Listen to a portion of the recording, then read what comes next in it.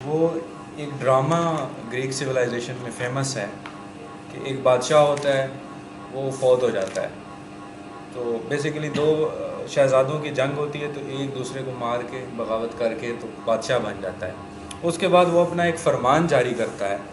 وہ کہتا ہے کہ آج سے جو میں اپنا کمانڈ دوں گا وہ لا ہوگا. کہتا ہے کہ یہ جو میرا بھائی جس کو میں نے قتل کیا ہے یہ باغی تھا، لہٰذا اس کی بیریل سیرمنی میں کوئی بھی نہیں جائے گا، اس کو ایسے ہی مرنے دیا جائے گا.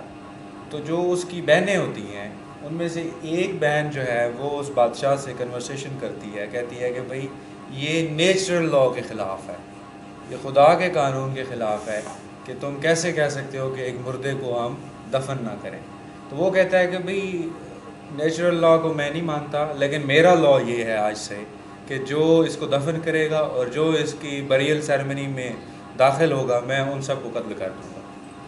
تو اس کی بہن کہتی ہے کہ بھئی تم کون ہوتے ہو یہ لا بنانے والے؟ جب خدا کہتا ہے کہ بھئی اس مردے کو دفن کیا جائے تو میں خدا کے قانون کو مانوں گی کیونکہ وہ سپیریئر قانون ہے، اور اگر میں اس کے قانون کو نہیں مانتی تو میں آخرت میں اس کی مجرم ٹھہروں گی اور اپنے بھائی کی جو تقدس ہے بریل کا وہ بھی ختم ہو جائے گا.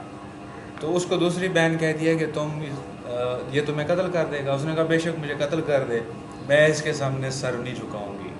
تو یہ ارلی ایک مشہور ہے کہ فرسٹ جو لا ڈیبیٹ سٹارٹ ہوئی تھی natural law versus positive law. Natural law meaning law of God اور positive law man made law.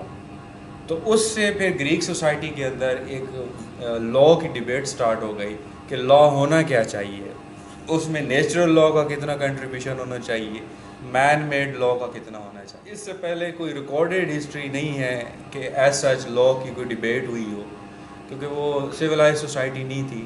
تو جب یہ ہوا تو پھر اس کے بعد یہ فلاسفر آئے، پلیٹو آئے، اس کے بعد اپنا ایرسٹوٹل آئے، پھر انہوں نے اس کو مزید آگے فردرنس کی کہ بھئی نیچرل لا کو اب ہم سوسائٹی میں کیسے امپلیمنٹ کریں گے. اور پھر انہوں نے آگے ہم جا کے دیکھیں گے